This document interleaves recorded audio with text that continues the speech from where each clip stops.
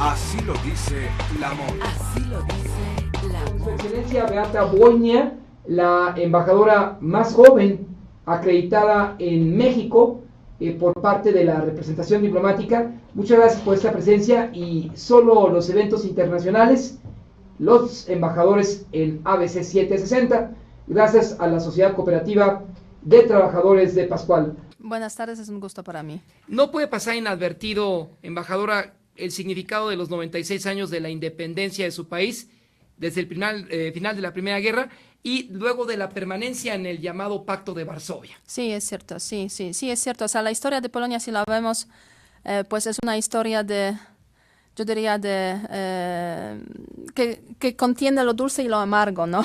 Lo dulce es que nos encontramos en una región muy interesante y durante años Polonia fue uno de los países más grandes de Europa.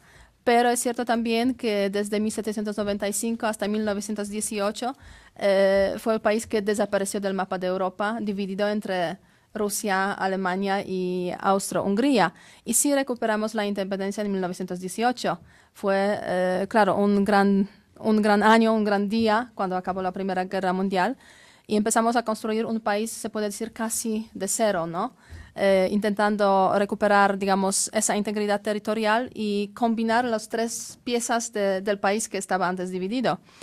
Sí lo conseguimos, pero en 1939 llegó la Segunda Guerra Mundial y otra vez un problema serio porque, por el tema de la Alemania nazi que nos invadió y al mismo tiempo de la parte oriental, Rusia comunista también nos invadió en 1939, o sea, en el mismo mes de septiembre.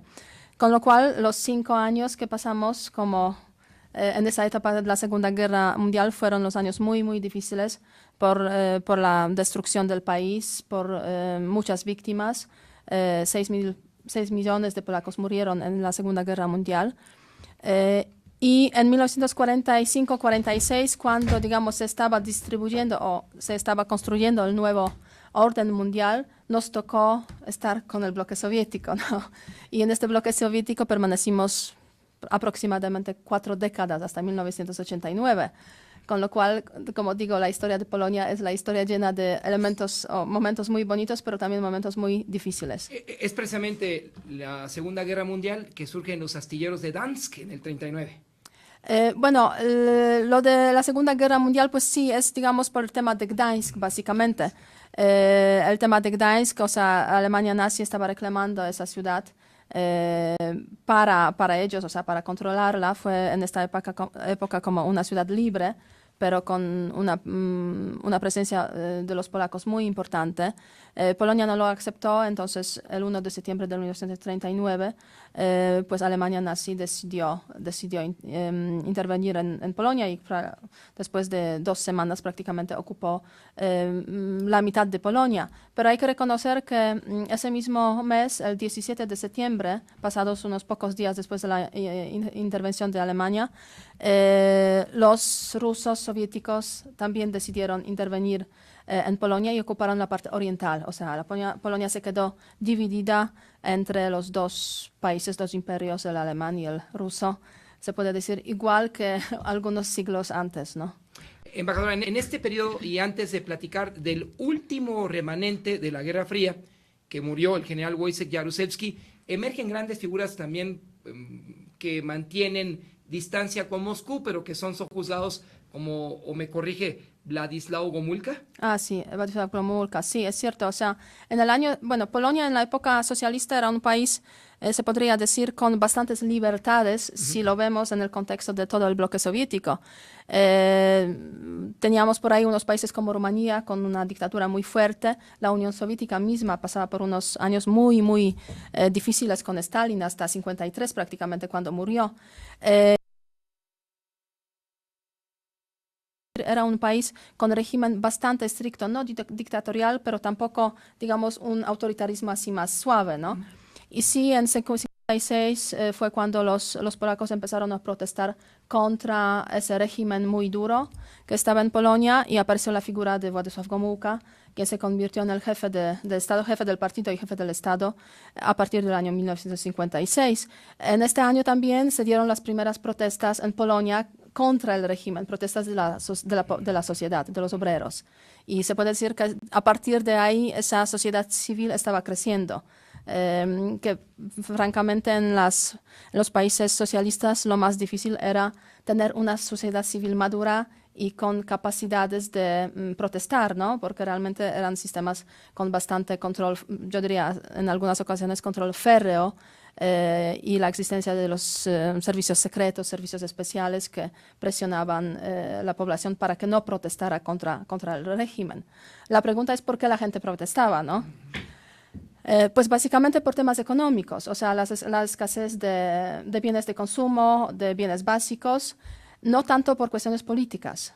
Por eso yo digo a veces que si el comunismo sería capaz de crear un sistema económico apropiado, o sea, capaz de proporcionar los bienes de consumo a los obreros, a la población, esta seguramente no protestaría tanto, ¿no? O sea, todo surge a raíz, digamos, de la escasez de los bienes de consumo, subida de precios, y es cuando a las protestas de carácter económico poco a poco se suman las protestas de carácter político también, las protestas contra el sistema como tal. Como las que surgieron en Polonia en el año del 79 al 81 con Lech Walesa, sí, y después derivaron en la caída del último representante del bloque socialista, presidente impuesto, como fue el general Wojciech Jaruzelski. Así es, sí. Sí. O sea, en 56 tenemos como la primera ola de protestas, después hay una ola en el año 70 también. Y llega a finales, sí, con Edward Gierek, y después llega otro líder que es menos conocido que Gomułka, pero líder comunista. Y después en 79 sí empiezan otra vez las protestas de los obreros, que se organizan ya en el sindicato conocido como Solidaridad, con Lech Wałęsa, líder emblemático, líder carismático de este sindicato. Y la verdad es que era una época muy, muy interesante, muy difícil también por el tema económico, la escasez de bienes, de consumo, de productos básicos a veces, después se imponían las cartillas de racionamiento, etc. Y era una época cuando hubo mucha esperanza en el pueblo polaco porque todos vieron que el sindicato de Solidaridad quiere cambiar algo, ¿no? Y parecía que el poder o el gobierno que seguía Gierek por entonces, que el gobierno está como dispuesto a negociar, a abrir un poco el sistema. Pero no fue así al final, porque en 1989 el general Jaruzelski pues impuso el estado marcial, 13 de diciembre de 1989, y a partir de ahí empezó una época así de mucha represión y con la imposibilidad obviamente para el sindicato Solidaridad de tener sus actividades, o sea, tenían que estar actuando en clandestinidad simplemente. Y era también una época de una situación económica muy difícil, muchas restricciones en cuanto al movimiento, por ejemplo, de la población. Para pasar de un estado a otro estado había que tener un permiso de la policía, etcétera, etcétera, con toque de queda durante varios meses. Y hasta prácticamente 1980-83, pues teníamos el estado marcial en Polonia. ¿Cómo juzgará la historia el periodo de Jaruzelski del 81 al 89 y su muerte en este año? Sí. O sea, es un personaje sin duda que suscitó muchas controversias, muchos odios también, hay que reconocerlo, porque si un general impone el estado marcial, pues ¿cuál es la reacción? O sea, la población está al menos asustada, ¿no? Y además, internacionalmente hablando, hubo muchísimas condenas del bloque opuesto a la situación, a lo que estaba pasando en Polonia. No es una persona a la cual se puede juzgar de una forma categórica, positiva o negativa. Yo creo que si hablamos del año 1989, el estado marcial que él impuso, pues hay teorías, hay opiniones o hay analistas que dicen que sí, si no fuera por la imposición del estado marcial, la Unión Soviética intervendría en Polonia. Sí, hay esas teorías, pero al mismo tiempo hay historiadores que tienen unos argumentos en contra de esas teorías, de esas opiniones, porque no ven en la documentación de los archivos de aquella época, en la correspondencia, por ejemplo, entre la Unión Soviética y Polonia, los testimonios suficientes para comprobar esta tesis. Entonces, consideran que fue más bien una decisión personal de Jaruzelski, quien quería con ese estado marcial preservar el sistema comunista en Polonia. Yo creo que, como se dice, la historia le juzgará, ¿no? Como se dijo en su día en Cuba, no, la historia me buscará. Pero sí hay que reconocer que pasados años, a partir de, o sea, entre 1991 y 1989, tenemos un periodo muy interesante de cambios en Polonia y de cambios en el bloque soviético. En 1985 llega al poder Gorbachov como jefe del Partido Comunista en la Unión Soviética y jefe del Estado. Y sí, él empieza a introducir reformas en la Unión Soviética misma, o sea, cambia la doctrina, ya no es la doctrina esa férrea de Brezhnev de intervención, si algo malo pasa en los estados o algo malo en el sentido que no está de acuerdo con el régimen comunista. Pero sí, Gorbachov como que es un líder también más joven, entonces ve que hay que cambiar algo con este sistema, porque si no, o sea, económicamente eso no va, ¿no? Además hay una corrupción, etcétera, hay muchísimos problemas. Entonces empieza con el tema de perestroika y glasnost, o sea, los cambios que empieza a introducir en la Unión Soviética, y eso sí que es un signo también para otros países, para los líderes de otros países, para un poco flexibilizar el sistema. Algunos sí que lo hacen, otros no. Y Polonia es de los países donde sí, siendo Jaruzelski el jefe del gobierno, llega a la conclusión de que, bueno, tenemos que flexibilizar un poco las reglas de juego, sobre todo en el contexto de una crisis económica gravísima, con una inflación, escasez de bienes, etcétera. O sea, se ve claramente que eso no va. Entonces tenemos que invitar a la oposición a negociar, a buscar las soluciones a esta situación. Y es cuando se llega a organizar una mesa redonda, una mesa en la cual se sientan a principios entre febrero y abril de 1989, se sientan los líderes de la oposición, Wałęsa incluido, y los líderes del Partido Comunista, con el jefe, ¿no?, del Partido Comunista. Y sí llegan a un acuerdo de que sí tenemos que hacer unas elecciones semilibres. Y esas elecciones semilibres se celebran el 5 de junio de 1989. Y en esas elecciones semilibres se ve claramente la victoria del sindicato Solidaridad. Justamente ese año celebramos el 25 aniversario de esas elecciones semilibres, que es como símbolo, digamos, de la transición democrática, ¿no? Ganan en esas elecciones por primera vez, se pueden presentar los candidatos de la oposición, incluido Lech Wałęsa, u otros líderes, digamos, que después pasan a formar parte, por ejemplo, del gobierno polaco, así ya libre.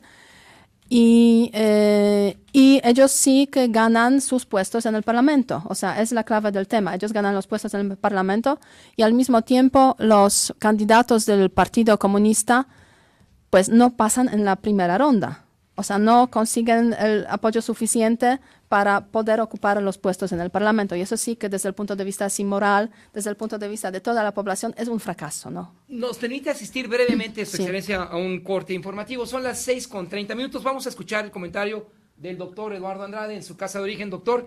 Y no olviden, amigas y amigos, nos acompaña Su Excelencia, la embajadora de Polonia en México, Beata Wojna. Me parece la más joven de todas y tenía solo 9 años cuando esta serie de disturbios emergieron en Polonia, cuando el general Wojciech Jaruzelski, en otras palabras, se consolidaba como un mandatario duro, férreo. Ella era una niña de 9 años. Son las 6 con... Así lo dice la MON. Son las 6:34. Son 90 las misiones diplomáticas de Polonia en el mundo. Hay un cambio generacional en el servicio exterior de Polonia, como se refleja en Su Excelencia Beata Wojna, bueno, ya las edades no se comentan, pero es una embajadora joven realmente, amigas y amigos de la audiencia. ¿Cómo juzgará? Habíamos platicado la historia de Jaruzelski, pero con ella a la Federación Sindical Polaca Autónoma e Independiente Solidarność o Solidaridad, sí. o Solidarność o Solidaridad, sí. Bueno, mire, primero lo de las edades, ¿no? Que es cierto que nuestro servicio exterior se está rejuveneciendo y yo soy un ejemplo de ello, ¿no? Pero permítame un comentario, o sea, tengo 4 años o 3 años menos que el canciller Mitt, con lo cual no es la diferencia tan grande, ¿no? Ya no voy a decir qué diferencia es con el presidente Peña Nieto. Y se ve más joven todavía, con todo respeto a los Sí, personajes. Que entonces, pero volviendo al tema de solidaridad y toda esa época que hemos pasado, entonces, sí, el sindicato, sin duda, el sindicato Solidaridad jugó un papel fundamental, o sea, era como una especie de aglutinador de de esa resistencia civil y contribuyó mucho a fortalecer la sociedad civil en la época entre 79 hasta 89. Por eso después, cuando se dieron las elecciones semilibres, hubo mucha gente de solidaridad que sí entró a formar parte de las estructuras del poder, cambiando obviamente las reglas de juego, porque la verdad es que ¿qué significa la transición democrática? O sea, ¿qué es eso, no? En práctica es un cambio en términos, o fue un cambio en caso de Polonia y prácticamente todos los países del bloque comunista, fue un cambio de carácter político, económico, social y en política exterior también.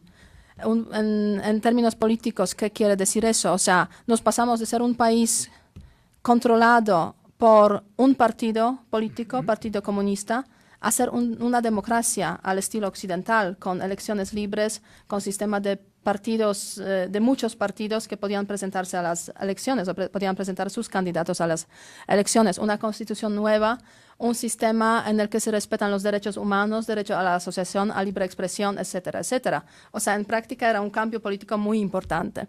Pero yo siempre digo que en la transición que vivimos, el cambio político fue la cara bonita de la transición, ¿no? O sea, cambiaron unos líderes por otros líderes, un sistema político por otro sistema político. Lo más difícil era la transición económica, porque en la práctica había que pasar de un sistema de economía socialista, comunista, centralmente planificada, con la propiedad estatal, el 98% de la infraestructura, a un sistema de mercado libre, o sea, a un sistema capitalista.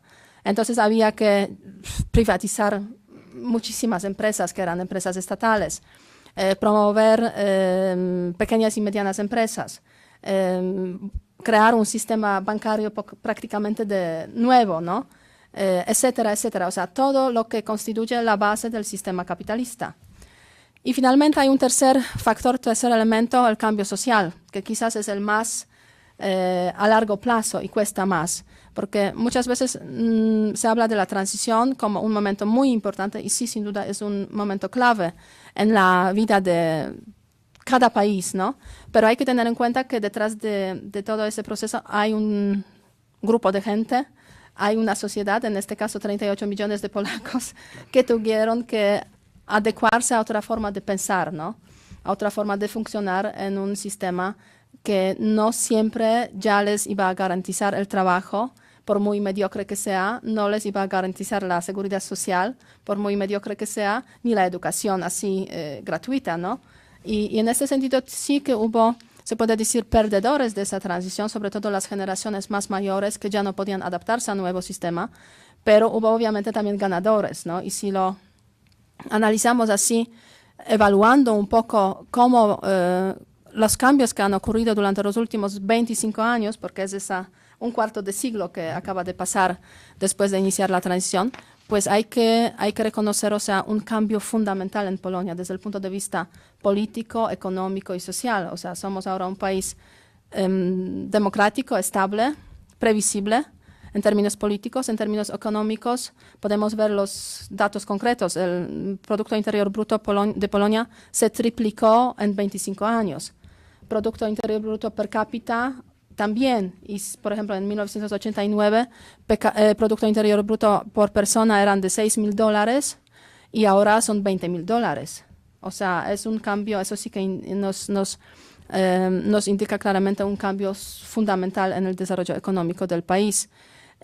Y finalmente la cuarta dimensión de la transición es la transición o el cambio en la política exterior. Eso sí que hay que subrayarlo porque nos pasamos de ser un país vinculado a un bloque soviético a un país relacionado sobre todo con las estructuras euro-occidentales, quiere decir con la Unión Europea, con la Alianza Atlántica. Y sí, eso desde el punto de vista, digamos, de la dirección de la política exterior, de las relaciones entre Polonia y el mundo, fue como la vuelta a Europa, ¿no? De la cual nos sentíamos como separados debido a la pertenencia al bloque soviético. Respecto a este último tema de la Alianza Atlántica, la incorporación a la Organización del Tratado del Atlántico Norte, la OTAN, sí, y los eventos en Ucrania, ¿qué lectura dejan a Polonia?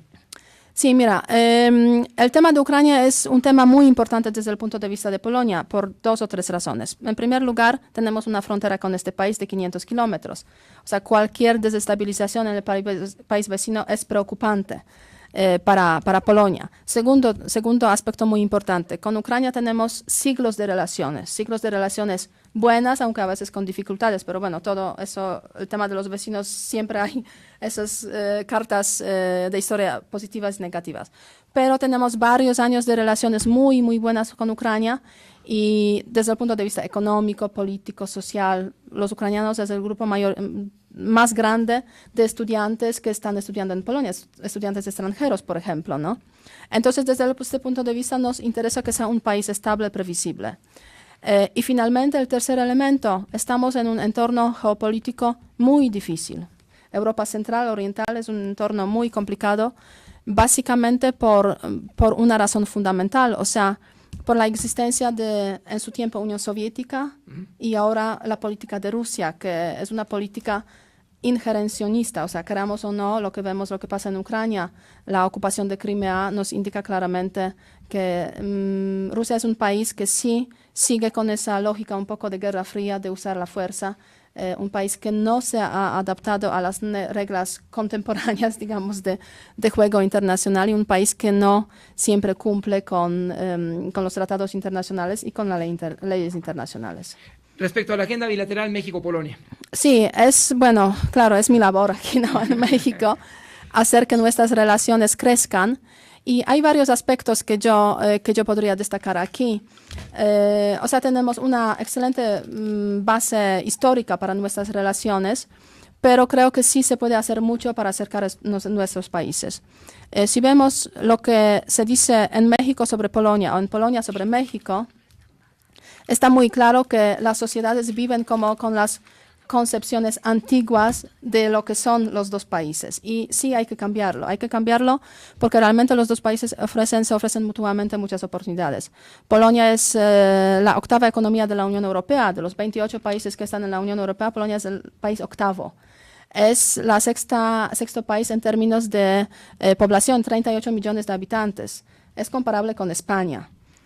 Entonces, claro, hay que verlo, ¿no? Es un país que se ha desarrollado en los últimos 25 años muchísimo. Se dice que uno de los mejores lugares para invertir, por ejemplo.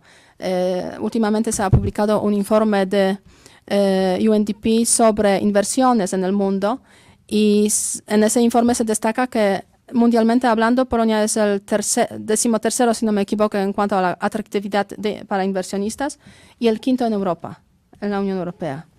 Entonces hay que aprovecharlo, tanto desde el punto de vista de las oportunidades, o sea, hay que ver un poco las oportunidades de negocios que existen en Polonia y claro, los polacos también tienen que ver las oportunidades de negocio que existen en México. Porque digo, hay como concepciones antiguas de lo que es México y de lo que es Polonia. Tenemos que ver un poco más allá de eso. Y yo creo que sí estamos en un buen momento porque México está como ampliando muchísimo su política exterior, está viendo con más interés los temas de la Unión Europea, temas de Europa en general.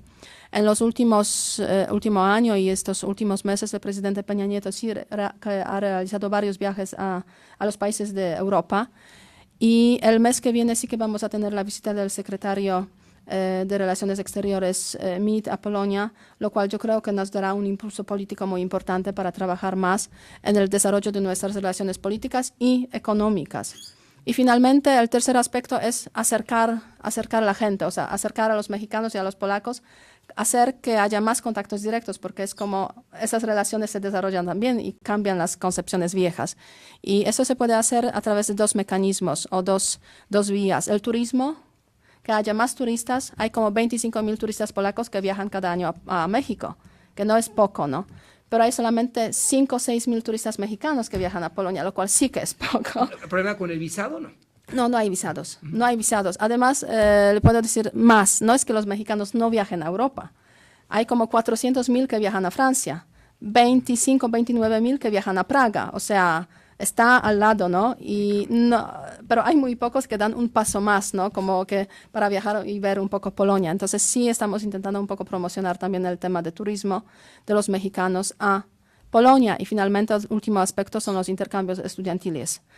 que también yo creo que es muy importante y puede generar unas relaciones muy positivas entre los jóvenes. Finalmente, embajadora, ¿interés en Polonia por las reformas estructurales del presidente Peña Nieto? Sí, sí hay interés, obviamente. Sí, es uno de los temas que observan todos los diplomáticos con mucha atención y obviamente todas las empresas que existen en Polonia también lo hacen, las empresas del sector energético especialmente, porque es la reforma que más interesa en este contexto. Pero en general todas las reformas estructurales se observan porque se supone que tienen que contribuir al desarrollo económico de México. Entonces, en este contexto sí que estamos pendientes y esperamos que sí se pueden aprobar las leyes secundarias para dar paso a ese proceso. ¿Algún comentario que sea agregar en esta entrevista que ofrece a ABC Radio o Organización Editorial Mexicana, embajadora? Bueno, yo les agradezco muchísimo ese espacio que me han dado aquí para hablar un poco sobre Polonia y la problemática de la región, tanto desde el punto de vista histórico como desde el punto de vista de la historia, de lo actual y lo presente. Yo creo que sí tenemos que vernos con más atención y más... con más atención para cambiar las viejas concepciones, porque de hecho no estamos tan lejos. Cuando yo pregunto a los mexicanos qué piensan sobre Polonia, pues me dicen, está tan lejos. Pues no está tan lejos, está al lado de Alemania, a 1 hora. Y cuando me preguntan en Polonia, es que en México está tan lejos. No, pues está ahí donde los Estados Unidos de América, o sea, a la misma distancia. Con lo cual, muchas veces son distancias mentales que hay que cambiar para aprovechar todas las oportunidades que están en los dos países. Su Excelencia, gracias, son las 6:47. La señora García dice, gracias a Polonia tenemos a Elena Poniatowska. Es cierto.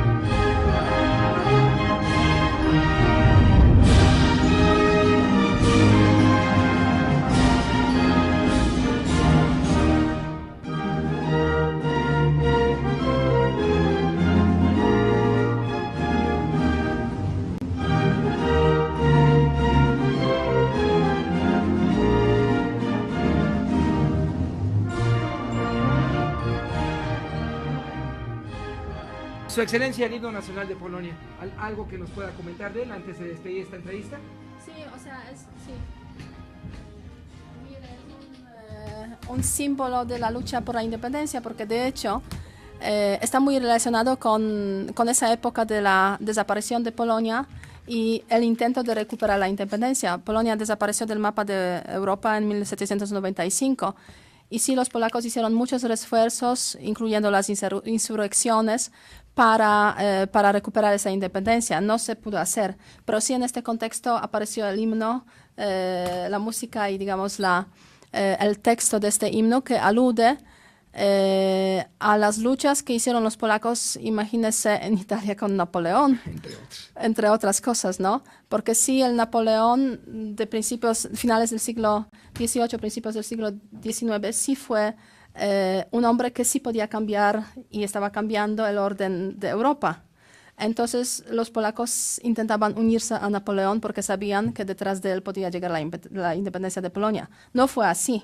Pero el himno sí se queda, ¿no? Su Excelencia, muchas gracias por permanecer un minuto adicional y compartir con nosotros el himno nacional de Polonia. Muy buenas tardes. Muchísimas gracias. A usted y esperamos verla pronto aquí en el Así es, seguro. Fue la entrevista con Su Excelencia, la embajadora de Polonia en México. Son las 6 de la tarde con 52 minutos. Así lo dice la moda. Así lo dice la moda.